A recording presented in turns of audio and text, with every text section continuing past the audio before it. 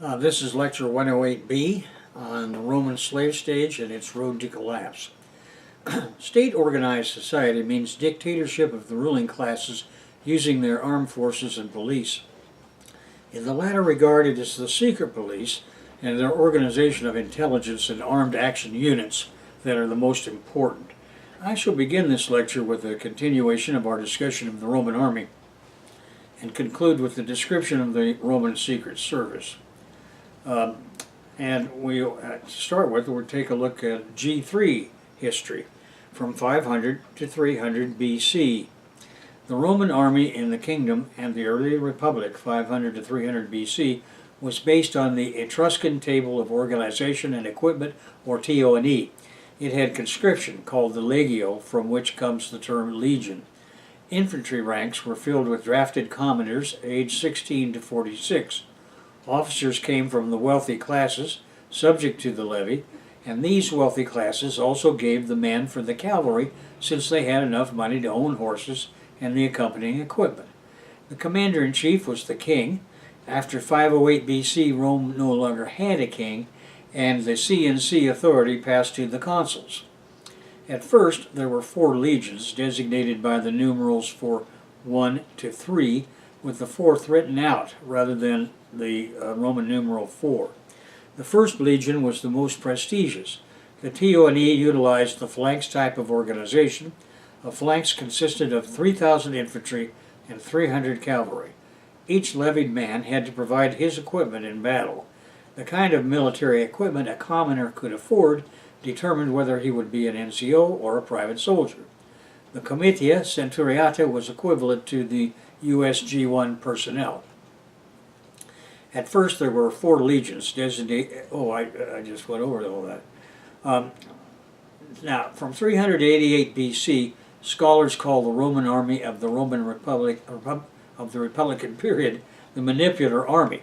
It differed from the classical phalanx by being made of smaller, more maneuverable units. Since much of the Mediterranean is mountainous, it was designed for rugged terrain deployment.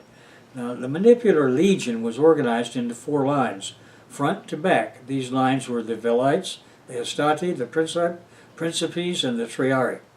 Front to back, the younger soldiers were at the front line, and the older soldiers near the back. In the U.S. system, your tallest men are in the front and on the left, and they get shorter as you go right and back. When I was in the Army, I was always in the most extreme back right row. At any rate, at the front of the legion, the Velites formed a swarm of soldiers that engaged the enemy at the start of the battle. The second and third echelon generally formed with a 1 maniple space between each maniple and its neighbors. Retreating troops of the Velites could withdraw without disrupting those behind them, and where resistance was strong, the Hastati would dissolve back through the Roman line and allow the more experienced soldiers in the Principes to fight. In turn, the Principes could yield to the hardened Triarii if necessary. At this point in battle, the maniple resembled the phalanx. The Hastati were the youngest and least experienced soldiers, and their ranks needed blooding, so they fought on the front lines.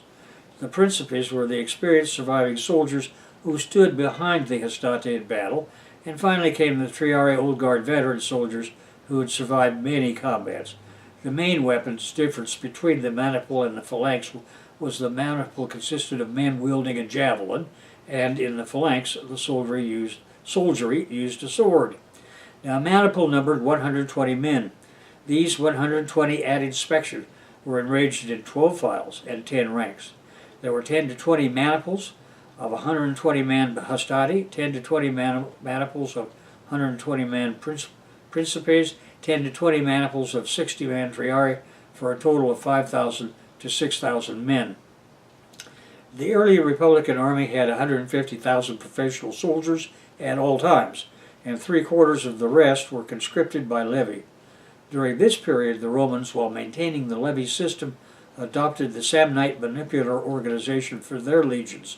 The Samnites were a bordering kingdom in south-central Italy, often allied with Rome, and their soldiers had a short sword, a rectangular shield, leg armor, and a helmet. Warriors thus armed were the earliest gladiators for the arena in Rome. Rome bound all the other peninsular Italian kingdoms into a permanent military alliance, where they were required to supply troops to serve under Roman command.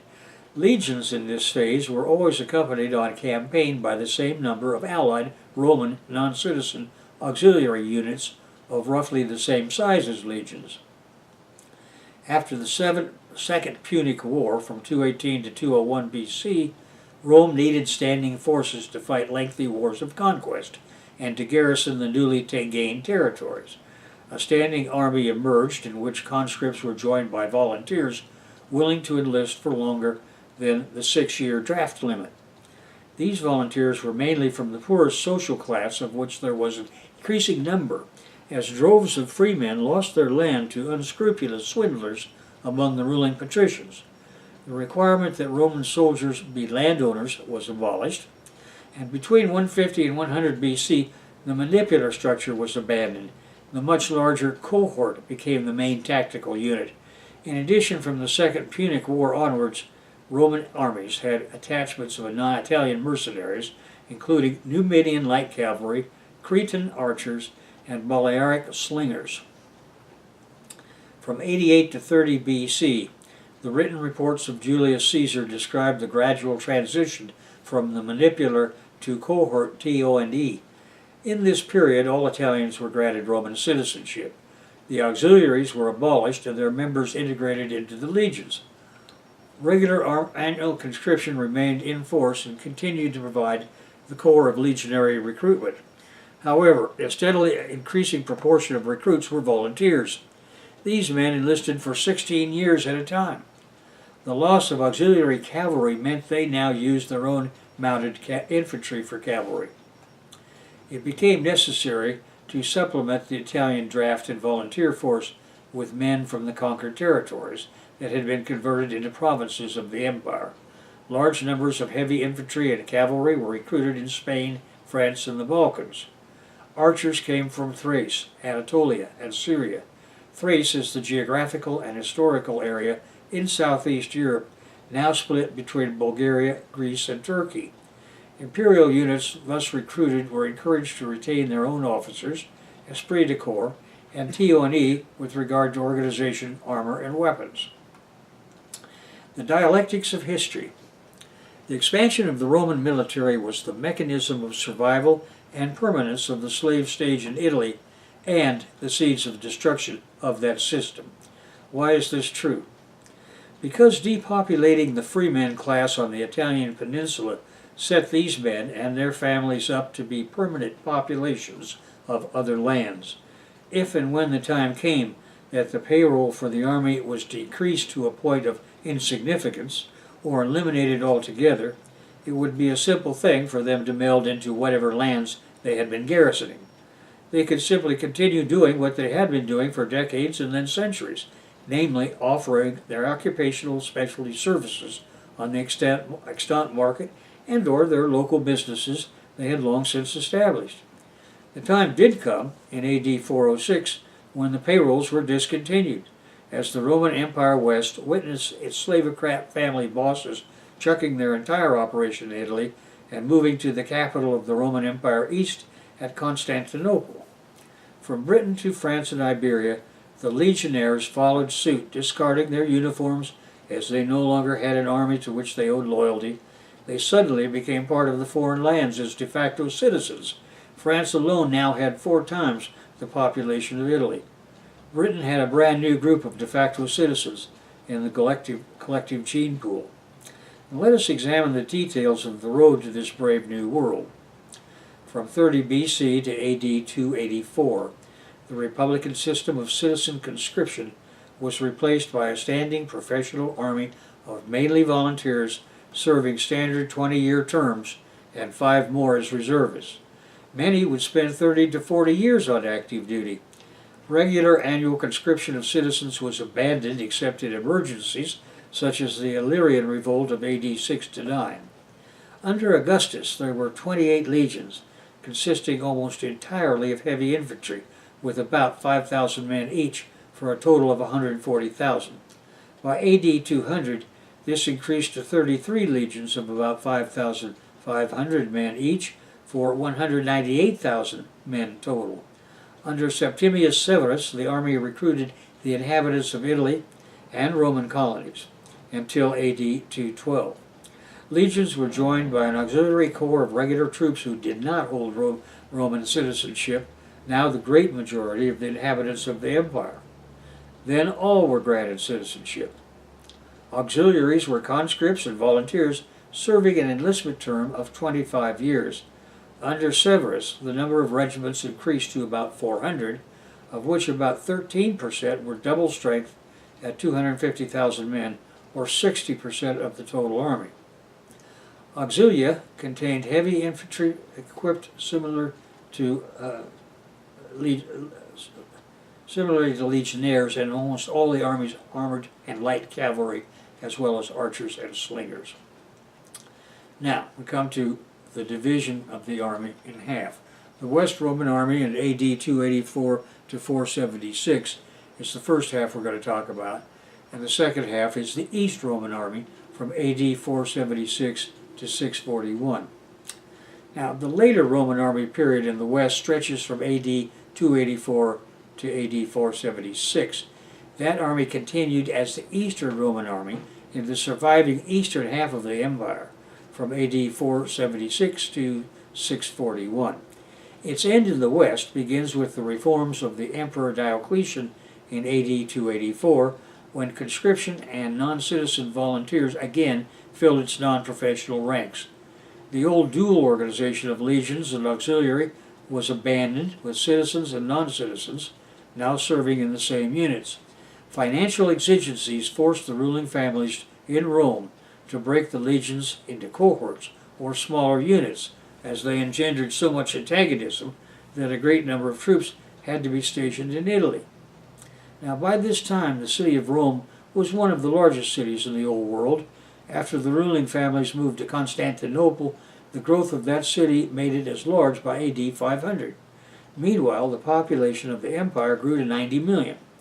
This massive amount of slave labor and supposedly free labor set at the wage scale of slave labor created the massive wealth dreamed of by the patrician families that had moved. The assassination of Alexander Severus in AD 235 led to the crisis of the 3rd century, in which 26 men were declared emperor by the Roman Senate over a 50-year time span. With the coming of Diocletian, the empire was stabilized with the temporary solution of the Tetrarchy. That means that 4 emperors ruled the empire jointly. Of course, such a power-sharing arrangement among the families could not last and broke down in a civil war, ended by Constantine in AD 324. Now, Constantine recognized that the at-bottom crisis lay not in personages running the show, but in the high cost of the state, that is, the army and police. He knew that far fewer men were required to ride roughshod over the poor in the Near East and Egypt. If the biggest ruling families were to move to, say, Byzantium, they could reduce the cost of the state apparatus by more than 50%, simultaneously increasing the revenue extracted from the long enslaved, relatively more subservient masses in that part of the world. New revenues from trade with the Mongol Empire would be added to the annual take. His solution was to establish a second capital city in Byzantium, which he renamed Constantinople. It remained the capital of the East until its demise. Constantine also adopted Christianity because it taught the masses to accept their condition. Thus, Christianity became the official state religion of the empire. Meanwhile, the Western Roman Empire was coming apart at its seams from the maturation of the innumerable antagonistic contradictions from which it suffered. The most important of these were the slave revolts that took the Roman system apart at its foundation. Then Visigoths arrived from Germany and sacked Rome in AD 410. Vandals did it again in AD 455. It was all downhill for Rome after that until Rodrigo Borgia put Italy back together. Now, taking a look at the Roman government, the chief priest, first of all. The king inherited the ATC religious right to the practice of ornithomancy. That practice was based on the belief that birds possess magical powers and that one can determine the future by studying their sounds and patterns of flight. In Rome, the practice was called augury, and the king was the chief augur. He alone possessed the right to auspice on behalf of Rome. Ideologically, this justified the king as a mediator between society and the gods, making him the head of the national religion. Having the power to control the Roman calendar, he conducted all religious ceremonies and appointed lower religious officers and offices. Romulus instituted the augurs. King Numa Pompilius instituted the pontiffs, and through them wrote the foundations of the religious dogma of Rome. Now we come to the chief legislator. Under the kings, the Senate and the Curiate Assembly had little power and authority. They were without the right to assemble and discuss questions of state at their own will. They could only be called together by the king and could only discuss the matters the king laid before them. While the Curiate Assembly did have the power to pass laws submitted by the king, the Senate was effectively an honorary council of landholding latifundistas called patricians. It could advise the king on his action, but by no means could prevent him from acting. The only thing that the king could not do without the approval of the Senate and the Curiate Assembly was to declare war against a foreign nation. Chief Judge. The king's authority granted him military powers and qualified him to pronounce legal judgment in all cases as the Chief Justice of Rome, though he could assign pontiffs to act as minor judges. In some cases he had supreme authority, in all cases brought before him, both civil and criminal, and this made the king supreme in times of peace as well as war. However, an appeal could be brought before the king by any patrician during a meeting of the Curiate Assembly. Police and prosecution. The king, as well as a two-man criminal court, appointed 2 criminal detectives. The latter oversaw cases of treason.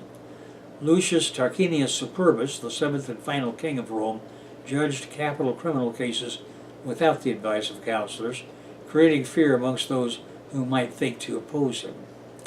And that brings us to the question of succession. Whenever a king died, Rome entered a period of interregnum, during which the Senate was responsible for finding a new king. The mechanics were that the Senate would assemble and appoint one of its own members, the interrex, to serve for a period of 5 days with the sole purpose of nominating the next king of Rome.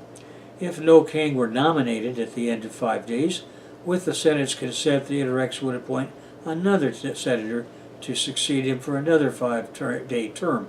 This process would continue until a new king was selected.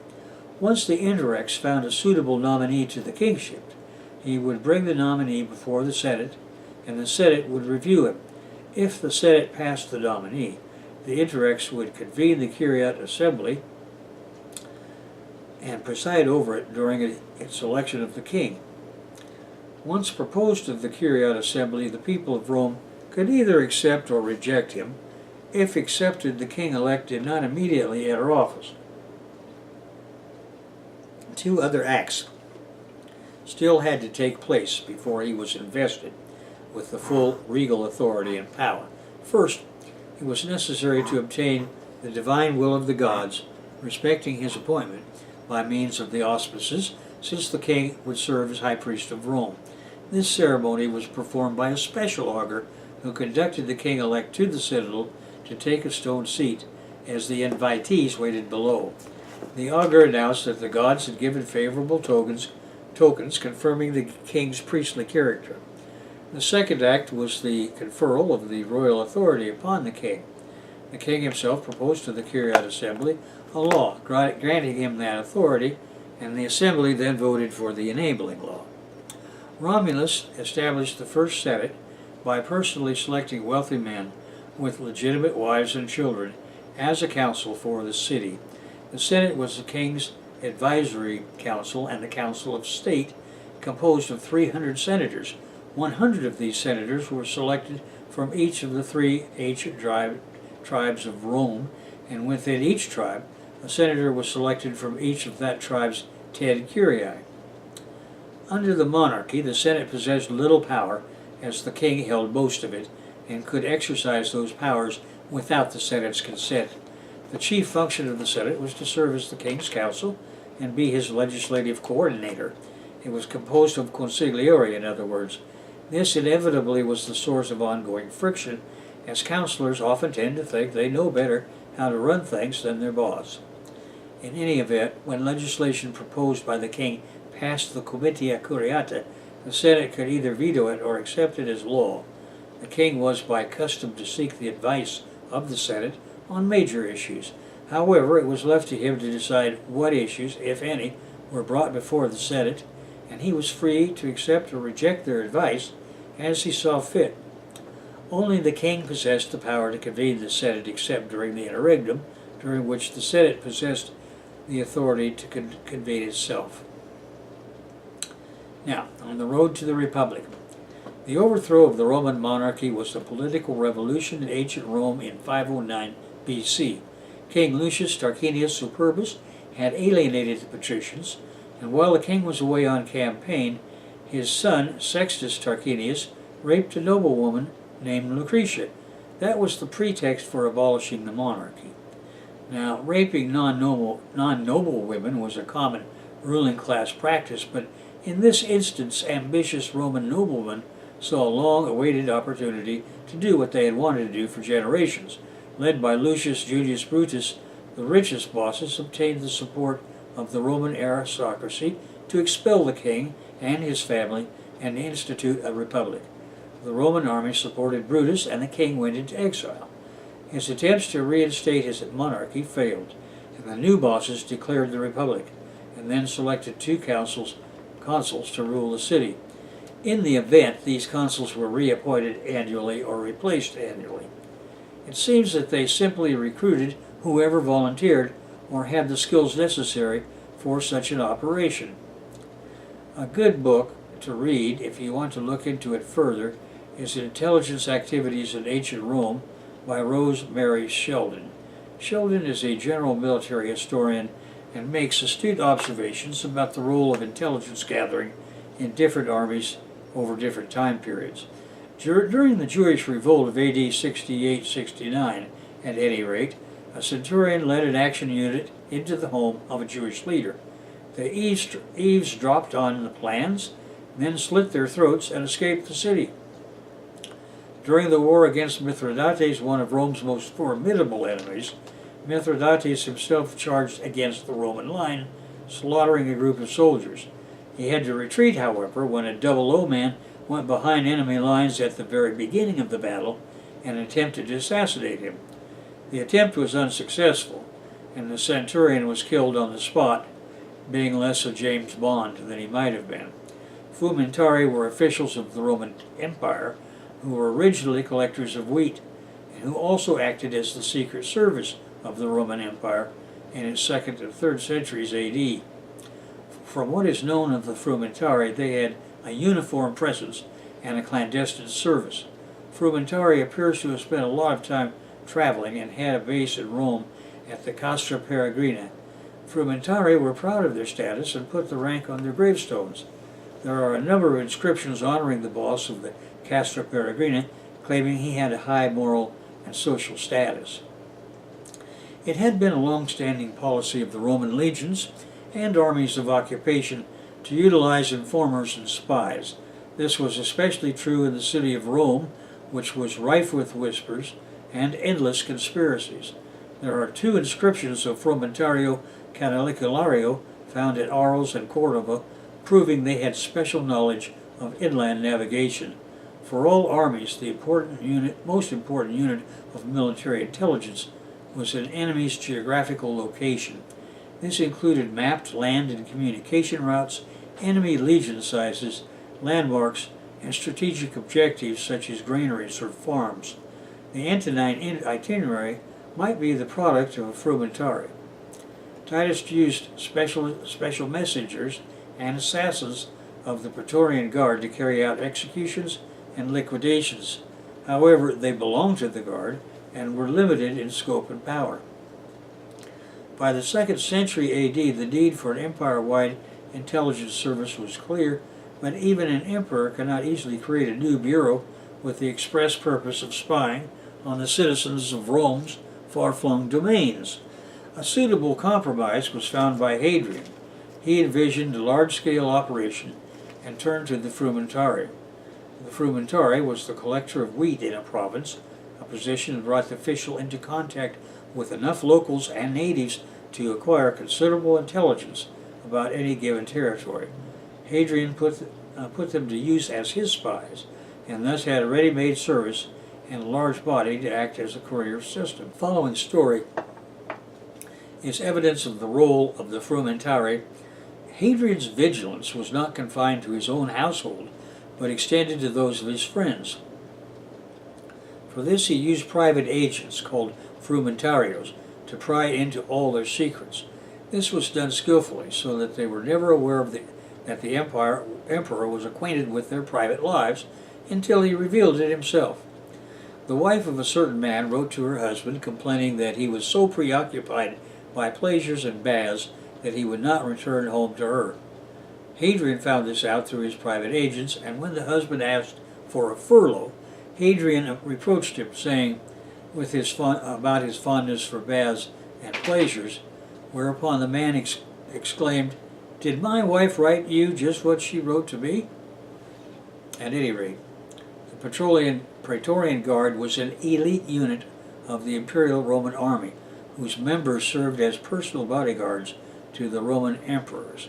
During the era of the Roman Republic, the Praetorians served as a small escort force for high-ranking officials, such as senators or provincial governors like procurators. With the Republicans' transition into the Roman Empire, however, the first emperor, Augustus, founded the Guard as his personal